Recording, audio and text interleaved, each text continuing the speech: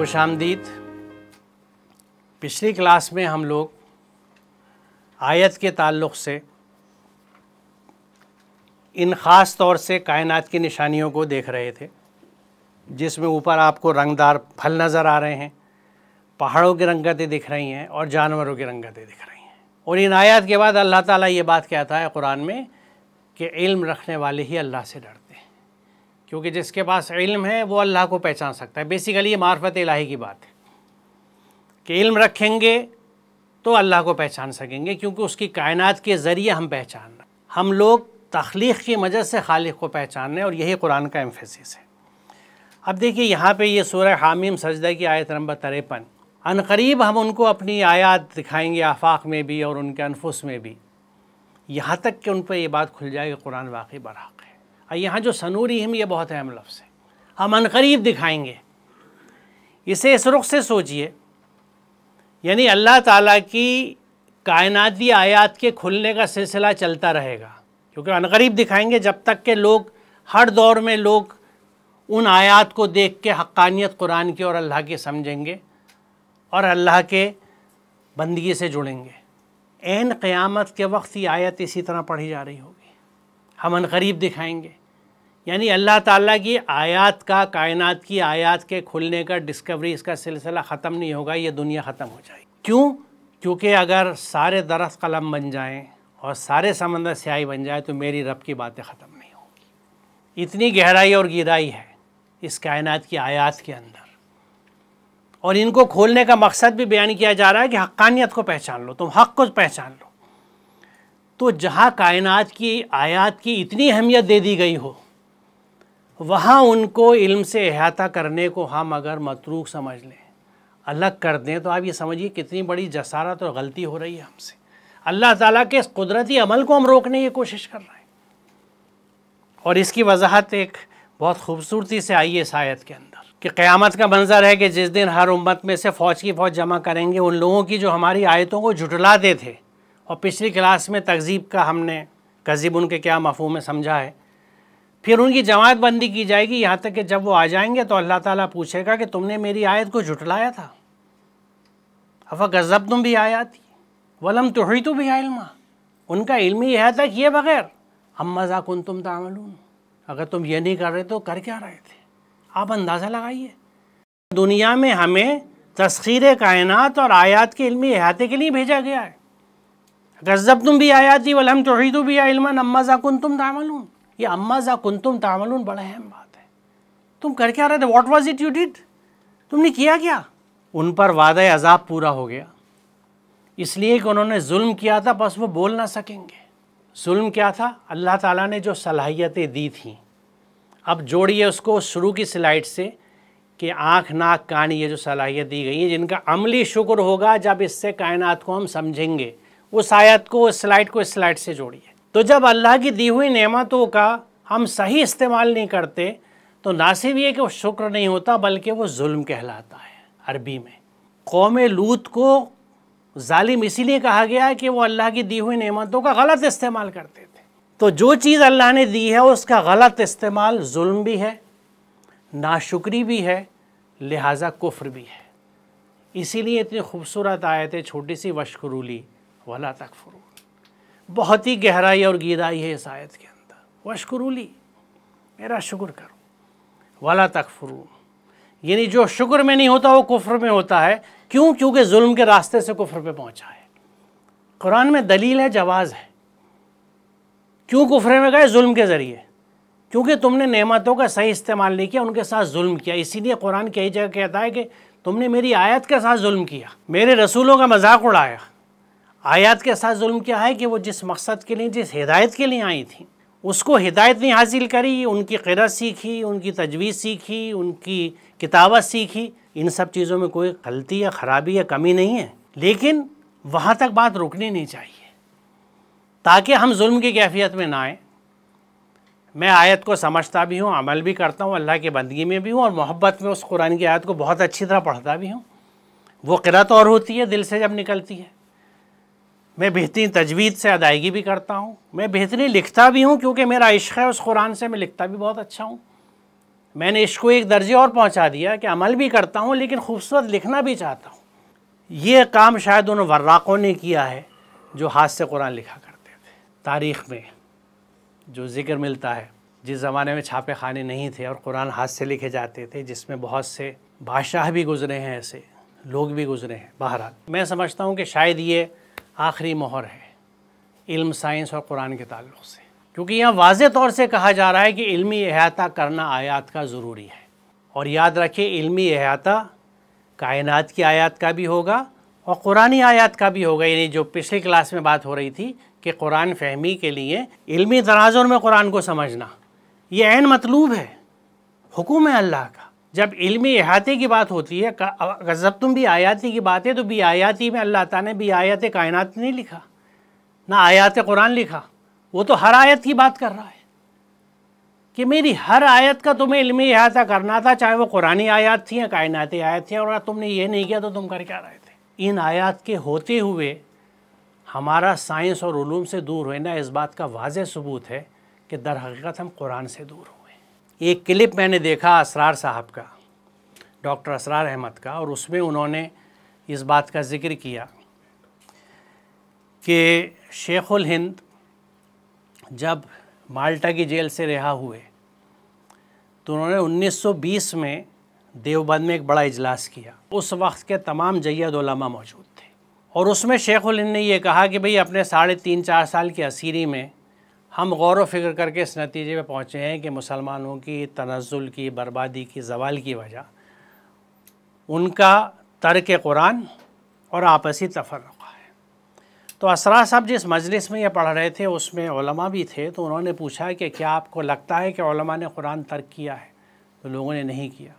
तो उन्होंने कहा नहीं, ये गलत है, उलमा ने कुरान तर्क किया है कि उनका ज़्यादा ज़ोर जो है वो फ़िक़्ह पे है, हदीस पे है, कुरान पे कम है। ये असरार साहब ने कहा। कहते हैं कि शफ़ी साहब ने इस पर मज़ीद ये गिरह लगाई कि दर हकीकत शेखुल हिंद ने जो बात कही है वो एक ही है, तफ़रक़ा और आपस की झगड़ेबाजी भी तर्क कुरान की वजह से। मेरा कंसर्न और दुख ये है कि ये 1920 की बात है, 100 साल हो चुके इस बात को। हमने कुरान फहमी के लिए, लोगों तक कुरान पहुँचाने के लिए 100 साल में क्या किया? शेखुल हिंद ने ये बात कह दी उलमा के बीच में, जो सबने तस्लीम करी कि तर्क कुरान असल वजह है हमारे ज़वाल की। फिर भी 100 साल में हम इन चीज़ों पे सोते रहे। हमने कुरान के फ़हम को फैलाने के लिए, कुरान को अमली ज़िंदगी में दाखिल करने के लिए, कुरान से वापस जुड़ने के लिए, कुरान की तरफ लौटने के लिए शायद उतनी कोशिशें नहीं करी जितनी मतलूब है। हुई हैं, लेकिन ये मास लेवल पे, क्योंकि अब हमारी आबादियाँ बहुत हैं। और ये फ़ेनोमेना मैं आपको बताऊँ, अपनी ज़ाती ज़िंदगी में इतने ममालिक का सफ़र किया, ये ग्लोबल फ़ेनोमेना है। हर जगह कुरान बिना समझे पढ़ा जा रहा है।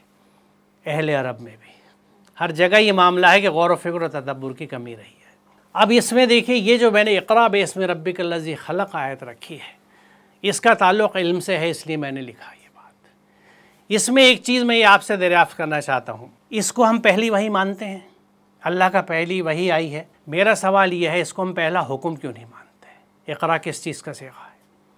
आप इसे पहला हुक्म मान लीजिए, पूरा मंज़रनामा बदल जाएगा। पहला हुक्म अल्लाह का किस चीज़ का आया? पढ़ो। और किस पे आए? नबी उम्मी पे। तौहीद का हुक्म नहीं है पहला, नमाज का हुक्म नहीं है, रोज़े का नहीं है, हज का नहीं है, पढ़ने का है। कि बाकी बातें बाद में होंगी, पहले पढ़ो। और पढ़ने को डिफ़ाइन कर दिया बिस्मि रब्बिकल्लज़ी ख़लक़, अल्लाह के इस्म और मुसम्मा जोड़ के, यानी विद एट्रीब्यूट्स ऑफ गॉड, अल्लाह के सिफ़ात करीमा को साथ जोड़ के इल्म हासिल करना है, ताकि वो इल्म जो है वो इंसानियत की खिदमत के लिए हो, इस्तेसाल के लिए ना हो, एक्सप्लॉयटेटिव ना हो, कमर्शियल ना हो, पैसा कमाने के लिए ना हो। इस्तेसाली निज़ाम बिस्मि रब्बिकल्लज़ी के साथ नहीं चल सकता। अल्लाह के जब इस्म मुसम्मा वो कैरेक्टरिस्टिक्स और ख़ास और एट्रीब्यूट्स जब साथ लगेंगे, तो ये एक बहुत अहम नुक्ता है जिसे हमें समझना चाहिए कि अल्लाह का पहला हुक्म इक़रा का है। और इसमें अक्सर ही बात मैं कहता हूँ कि अगर इसको हम पहला हुक्म मानते हैं, तो हमारे यहाँ जो भागदौड़ मस्जिद बनाने की है वो स्कूल कॉलेज बनाने की होनी चाहिए थी, या मस्जिद नबवी के अंदाज़ की मसाजिद होती, जिनमें अल्लाह ताला के हर तरह के सजदे किए जाते। देखिए, मस्जिद की ज़रा एनालिसिस कीजिए, क्योंकि साइंस यही है, तहक़ीक़। सीन जीम दाल के मादे को देखिए, हर वो जगह जहाँ अल्लाह के अहकामात की इत्तिबा हो मस्जिद है, क्योंकि सजदे की एक नौइयत है, इत्तिबा की एक नौइयत है। तो हुसूल इल्म कैसे मस्जिद नहीं है? लंगर कैसे मस्जिद नहीं है? शिफा खाना कैसे मस्जिद नहीं है? बशर्ते कि अल्लाह के अहकामात के साथ। वो शिफा खाने नहीं जहाँ पहले बिल जमा करो, मरीज़ को लेना है, मर गया तो पहले चाहे बर्तन बिके घर के, पहले पेमेंट करो बिल की, वो अस्पताल की बात नहीं है। मुस्लिम चलाने वाले निज़ाम जो होते हैं, जहाँ खिदमत का जज्बा होता है, खिदमत के लिए जो चीज़ें बनी होती हैं, हमारी बेहतरीन जगहों के ऊपर कीमती सरमाए से बनी हुई मसाजिद सबसे ज़्यादा अंडर यूटिलाइज स्पेसेस हैं हमारी सोसाइटी की। सबसे कम जगह, सबसे कम इस्तेमाल होने वाली, 24 घंटे में 2 घंटे, 3 घंटे, 4 घंटे, उसके बाद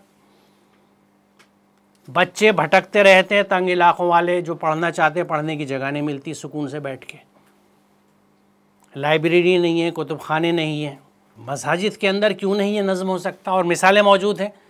आज से मुद्दतों पहले मैंने बेंगलोर शहर की पुरानी जामा मस्जिद में रियाज साहब मरहूम को देखा कि किस तरह से उन्होंने पुराने बेंगलोर की जामा मस्जिद में एक हिस्से में लड़कियों का स्कूल और एक में लड़कों का स्कूल बनाया था। वो माशाल्लाह आज बड़े इंस्टीट्यूट बन चुके हैं मस्जिद के हाथे में, और आज उनके साहबजादे हैं जो उसको चलाते हैं। मैं रियाज साहब के ज़माने में देखा हुआ और आज तक देखता हूँ। तो ऐसा नहीं है लोग नहीं कर रहे। हमें ये देखना चाहिए कि ये जो महदूद इस्तेमाल है चीज़ों का, ये भी कुफरान नेमत है। और हम सजाने में जितने पैसे उनको लगाते हैं, इतने में वहाँ कुतुबखाने बनाइए, फर्नीचर डाल के बच्चों की क्लासेस का इंतज़ाम कीजिए, ट्यूशन क्लासेस चलाइए बच्चों को, समाज में कुरान फहमी फैलाइए, वहाँ कुरान के दर्स से कुरान फहमी कुरान की क्लासेस होनी चाहिए, सुबह से शाम तक होनी चाहिए। औरतों के लिए अलग, रात के 10 बजे के बाद दुकानदारों के लिए, ठेले वालों के लिए, कि उनको का खा गा हिंदी इंग्लिश भी थोड़ी सी सिखाई और कुरान भी समझा दिया। ये काम हमारा है, कोई और थोड़ी करेगा। हम मैसेंजर्स हैं, हमें इस काम के लिए भेजा गया है। हकीकत यह है कि अल्लाह किसी कौम के हाल नहीं बदलता जब तक कि वो ख़ुद अपने औसाफ को नहीं बदल देती। खुदा ने आज तक उस कौम की हालत नहीं बदली, ना हो जिसको ख्याल आप अपनी हालत के बदलने का। It is our call. अक्सर लोग दुआ मानते हैं, या अल्लाह मुझे तौफीक दे दे। मैं कहता हूँ तौफीक तो वो दे चुका, क्यों मांग रहे हो? तौफीक दे चुका, किताब हिदायत दे चुका, आपने उसको जुज़दान में लपेट कर रख दिया। आप उसे समझिए, आप उस पर अमल कीजिए। आपको हर चीज़ की तौफीक है, हर काम कर लेते हैं। इसकी तौफीक अल्लाह से मांग रहे हैं क्योंकि करना नहीं चाहते। If there is a will there is a way, करना चाहते तो कर बैठते। वो तो दे चुका। जो काम उसने हमारे लिए किए हैं उनको हम दुआ में अल्लाह के सुपुर्द कर देते हैं कि अल्लाह जो परेशान है अल्लाह उनकी परेशानी दूर कर दे। जो लोग मकरूज़ हैं उनके कर्ज़ अदा कर दे। तो भाई आप क्या करेंगे?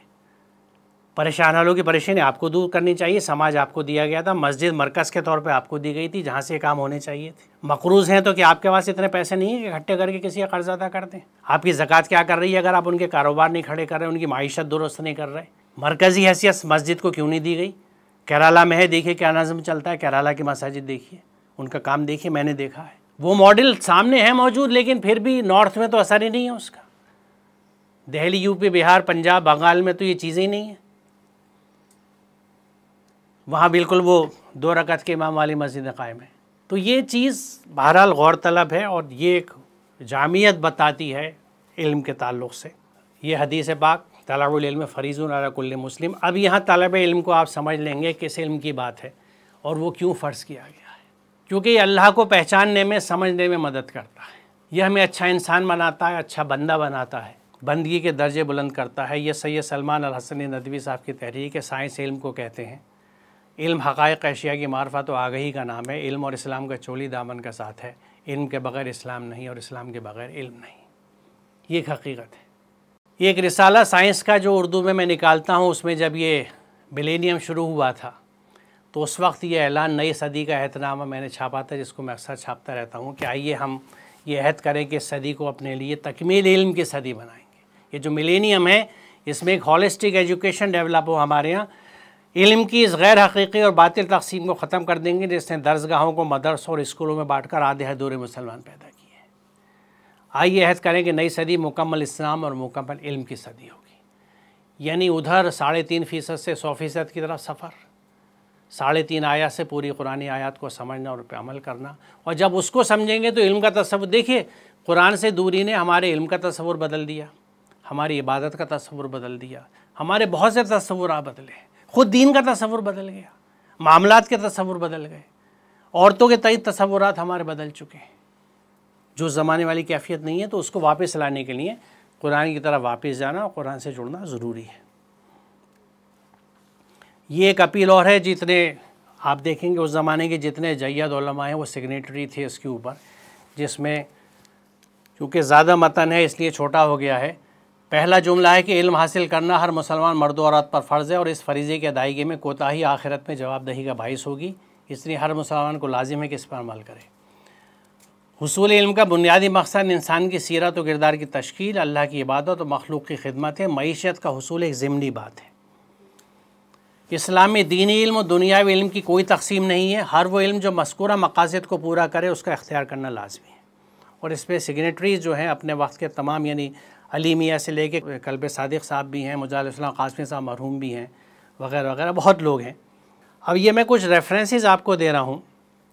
मेरी जो एकेडमिया की साइट है उस पर कुरान साइंस और साइंसी मिजाज उर्दू का एक मज़मून है, PDF मौजूद है, या आप इस लिंक से निकाल सकते हैं।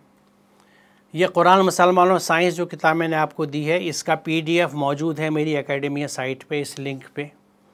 उसको आप फ्री डाउनलोड कर सकते हैं, दोस्तों में बांट सकते हैं, फैला सकते हैं। Muslims and pursuit of science, ये भी उर्दू में ही है, उन्वान यहाँ इंग्लिश में आपको दिख रहा है, ये भी एकेडमिया में मौजूद है। साइंस रिसाला जो निकलता है उसका इंडेक्स इशारिया एक शाये हो चुका है, जो PDF पूरा मौजूद है इस वेबसाइट पे। इसमें आपको जो मौज़ूआत देखने, इसमें मीरास का एक मौजू हर महीने आता है, सेक्शन है मीरास, जिसमें जो तारीख़ी तो पिछले दौर में मुसलमानों के कंट्रीब्यूशन गुज़रे हैं साइंस के, वो पूरी तफसील से आपको मिल जाएंगे। और इस्लाम और साइंस के ताल्लुक़ से, कुरान और साइंस के ताल्लुक़ से बहुत तहरीरें इसमें आती हैं। ये इशारिया ग़ालिबन लाइब्रेरी में भी हमारे, और यहाँ मेरी इस पे, और ये एकेडमिया का मेरा QR कोड है। इस QR कोड को अगर आप स्कैन कर लें अपने मोबाइल से तो इमीडिएटली आप वेबसाइट पे पहुँच जाएंगे। QR कोड का फ़ायदा ही है, क्योंकि अगर आपको वेबसाइट याद नहीं है तो अपने किसी भी स्मार्टफोन से इस QR कोड को स्कैन करिए, इसके स्कैन होते ही वेबसाइट उसकी खुद ब खुद खुल जाएगी और उससे आप उस वेबसाइट से फिर डाउनलोड कर सकते हैं। ये एकेडमिया की साइट है। और ये साइंस मैगज़ीन का QR कोड है, इसको आप स्कैन करिए तो साइंस मैगज़ीन, क्योंकि साइंस मैगज़ीन की वेबसाइट है urduscience.org, उसमें आर्काइव्स भी हैं, पुराने शुमारे भी हैं, उसको आप देख सकते हैं, पढ़ सकते हैं। बहुत शुक्रिया आपका। मेरा मौजू ख़त्म। अब इससे मुताल्लिक़ अगर आपके सवालात हैं तो आप लोग फरमाएँ। मदरसे में ज़्यादातर जो कुरान पढ़ाए जाते हैं बस वो ऐसे ही कुरान तर्जुमा पढ़ा देते हैं, लेकिन मैं जहाँ तक समझता हूँ कि कुरान समझने के लिए एक कुरानिक एपिस्टेमोलॉजी है जो 15 उलूम में के लिए दरकार है, उसकी ज़रूरत रिक्वायर है, और वो उलूम नहीं पढ़ाए जाते हैं। जैसे सोलर सिस्टम ले लीजिए या अर्थक्वेक का ले लीजिए, इन सब को जानने के लिए मैथमेटिक्स जाना ज़रूरी है, और ये चीज़ें मदरसे में नहीं पढ़ाई जाती है। कुरानिक एपिस्टेमोलॉजी पढ़ाना कुरान तफ़हीम के लिए बहुत ही ज़रूरी है, और ये चीज़ें नहीं हैं। आई थिंक कि आप इसके लिए अच्छा काम कर सकते हैं मदरसों के तालिब इल्म के लिए, और मदरसे के अच्छा इस्लाह मशवरा दे सकते हैं।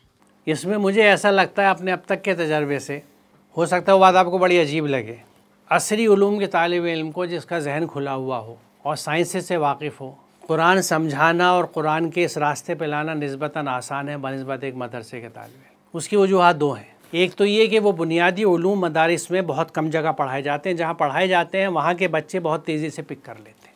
और दूसरी ये कि ज़्यादातर, यहाँ पे भी कुछ एक्सेप्शन हैं, मुस्तस्नियात हैं, ज़्यादातर जगह में एक ऐसी सोच बैठ जाती है जहनों में कि जिस मसला के तहत जिन तफासिर से हमने पढ़ा है बस वही हरफ आखिर है, उससे आगे हमें नहीं जाना। तो ये चीज़ जो है, ये मैं समझता हूँ कि इसमें किसी एक के या किसी फ़र्द की कोशिश की ज़रूरत नहीं है, क्योंकि बहुत सी चीज़ें वक्त के साथ बदलती हैं। वक्त बहुत बड़ा गेम चेंजर होता है।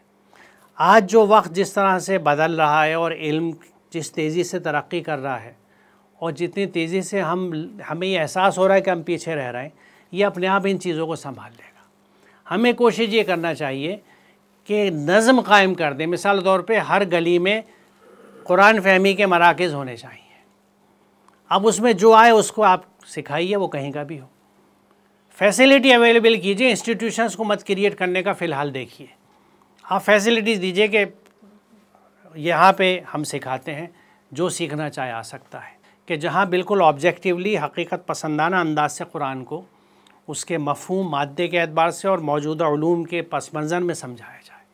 उसमें किसी भी तरह की अपनी मसले की फ़िक्र या सोच नहीं आनी चाहिए इस अंदाज से, क्योंकि मुझे ऐसा लगता है कि शायद यही एक तरीक़ा प्रैक्टिकली इस वक्त पॉसिबल है। आपने इल्म की दो तकसीम की है, एक इल्म बज़रिया वही और एक इल्म बज़रिया इस्तेदाद। मुझे जानना ये है कि इन दोनों में मुहकम इल्म कौन सा है और इन दोनों में से किसका जानना ज़्यादा ज़रूरी है। और दूसरा सवाल ये है कि 1857 के बाद मुसलमानों में जो थोड़ी बहुत तालीमी बेदारी आई, उसके नतीजे में दो इदारे कायम हुए।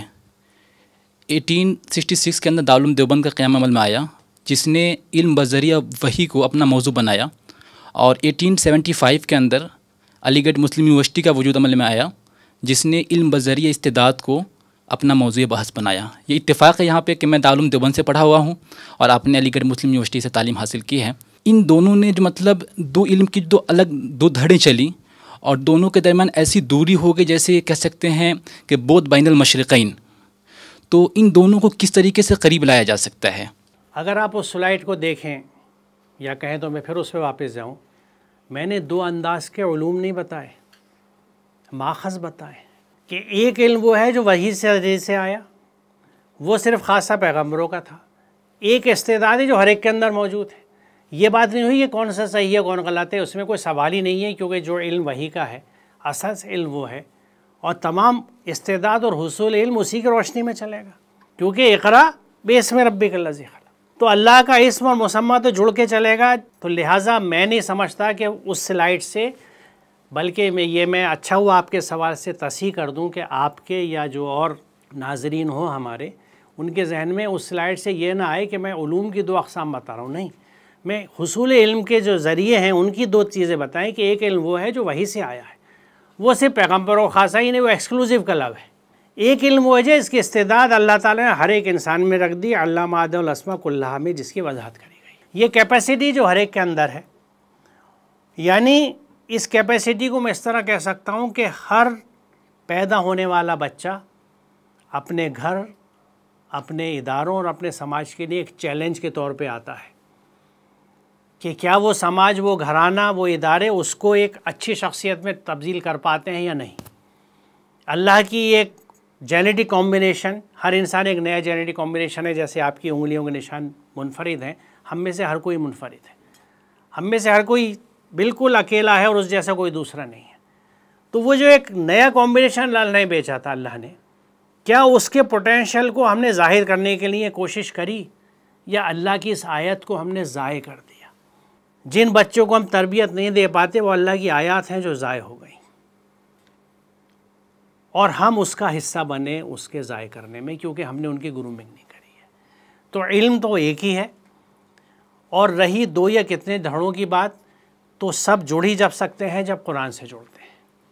जब आप कुरान के हिसाब से चलते हैं, कुरान की रोशनी में इल्म हासिल करते हैं, तो आपका इल्म जामे होता है, हॉलिस्टिक सिस्टम ऑफ एजुकेशन होता है, वो तकसीम नहीं होता। मैं ये अर्ज़ करूँगा कि तकसीम की वजूहात कुछ भी हों, हमें उस पर अपनी तवानाई मज़ीद ज़ाय नहीं करनी चाहिए, क्योंकि हमारा वो 1000 साल का वक्फ़ा अगर आप मुताला करें जिसमें हम उलूम से दूर रहे, वो गया ही एक दूसरे की बैशिंग पे है। नए नए मसला का गुरु वजूद में आए और एक दूसरे को पुल डाउन करने की कोशिशें होती रहीं। काजी मुजahid कासमी साहब मरहूम, मुझे पता नहीं पौंडीचेरी या किसी उधर साउथ के इलाके का उन्होंने ज़िक्र किया है, कहीं पे वो सफ़र में गए तो उन्होंने ये कहा कि साहब वहाँ के लोगों ने मुझे कुछ किताबें पेश करी कि हमारे 30-35 साल की तहक़ीक़ और अर्क़रेज़ी का नतीजा है, और उन सब में जो मौज़ूआत थे वो ये थे कि दाढ़ी की लंबाई कितनी होनी चाहिए, पजामा कितना ऊंचा होना चाहिए, कुर्ता कितना लंबा होना चाहिए। तो ये 1000 साल हमारे इस चीज़ों में गुजरे हैं। तो हमें इस पे अब नहीं जाना, हमें आगे देखना है क्या करना, किस तरह से हम उलूम की तक़सीम को ख़त्म कर सकते हैं। और उसके लिए आइडियल चीज़ ये है, अभी कुछ अर्सा पहले, चंद माह पहले कड़पा इस्लामिक सोसाइटी ने एक सेमिनार किया था इस्लामी फ़िक़्ह एकेडमी के ताउन के साथ।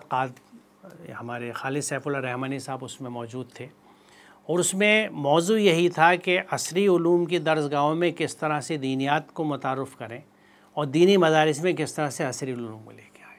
और उसमें कीनोट एड्रेस के लिए खालिद साहब ने मुझे बुलाया था।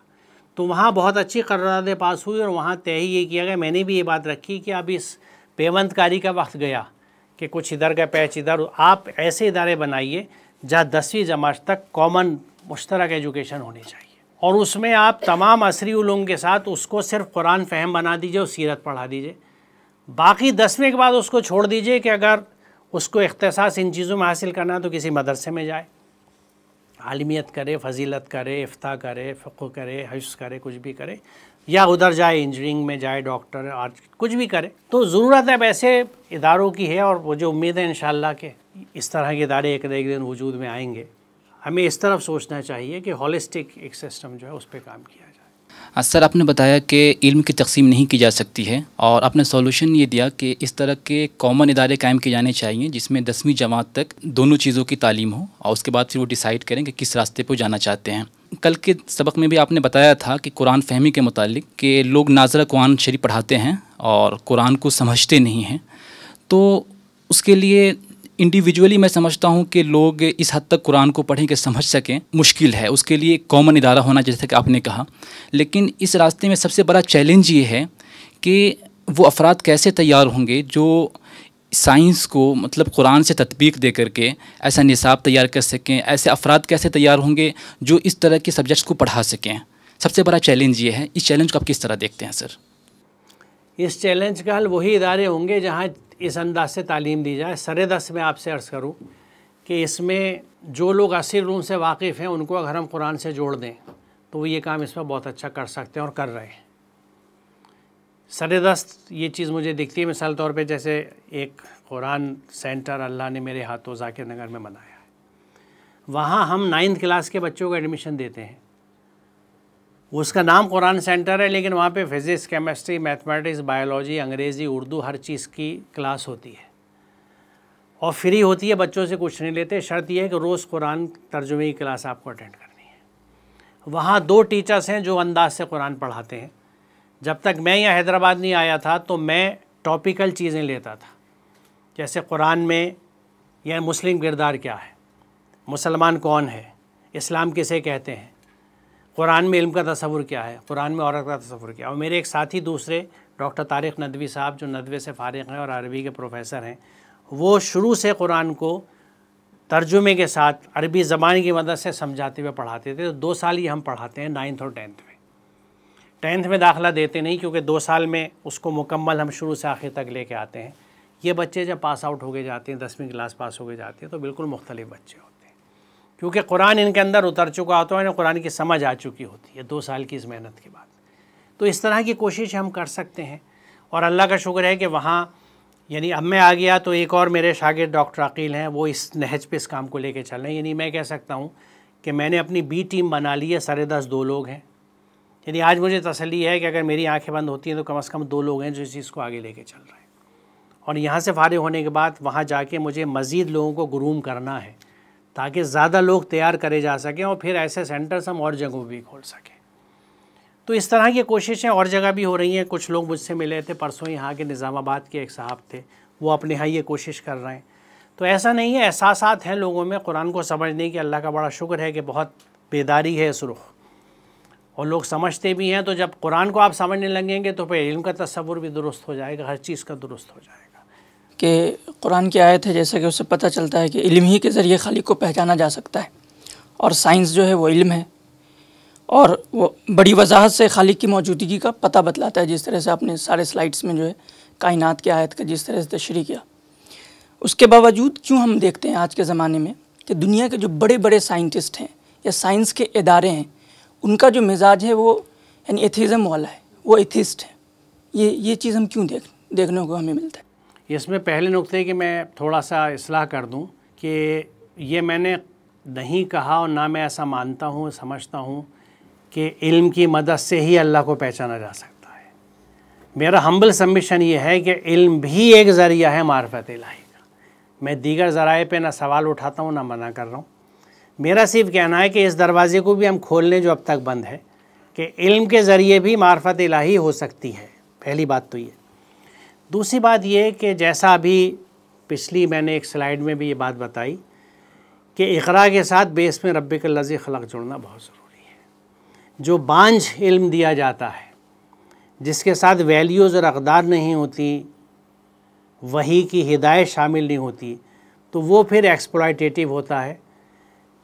तीसरा नुक्ता जो बहुत अहम है कि ज़्यादातर ममालिक में साइंसी तहक़ीक़ात को हुकूमतें नहीं फ़ंड करती, इंडस्ट्री फ़ंड करती है। और वो फ़ंड इसलिए करते हैं कि उसके नतीजे से जो प्रोडक्ट बनता है उसको उनसे मार्केट से पैसा कमाना होता है। आज जेनेटिक इंजीनियरिंग की जितनी टेक्निक्स हैं जिस पे हुकूमतें कदगन लगाने की कोशिश कर रही है, रोकने की कोशिश कर रही है, लेकिन फ़ंडिंग एजेंसी चाहती हैं कि किसी तरह से डुप्लिकेट मसनूई अंदाज से इंसानी आज़ा बनाने का सिस्टम बन जाए, हम इंसानी ग़ुलाम पैदा कर सकें, रोबोट्स जिनके जहन ना हो, वो सिर्फ खादिम हो। क्योंकि अपने तालीमी निज़ाम से जिस तरह के उन्होंने ग़ुलाम पैदा किए, अभी उनसे ज़्यादा भारी उन्हें ग़ुलाम चाहिए, क्योंकि मौजूदा तालीमी निज़ाम भी ग़ुलाम पैदा करता है, क्योंकि वो सवाल करना नहीं सिखाता, वो आपको हक़ाइक़ दे देता है कि इनको याद कर लीजिए और बता दीजिए याद हो गए। ये इल्म नहीं है, ये यस मैन पैदा करना है कि आपको हक़ाइक़ बता दिए गए, रटवा दिए गए, आपको हक़ नहीं है कि आप उससे हट के कुछ सोच सकें या लिख सकें या उस हक़ीक़त को चैलेंज कर सकें, सवाल कर सकें, वरना नंबर इम्तिहान में नहीं मिलेंगे। तो ये चीज़ें जो हैं बेसिकली ये इंडस्ट्रीज़ के हाथ में हैं, बैंकर्स के हाथ में हैं, सरमाएदारों के हाथ में हैं।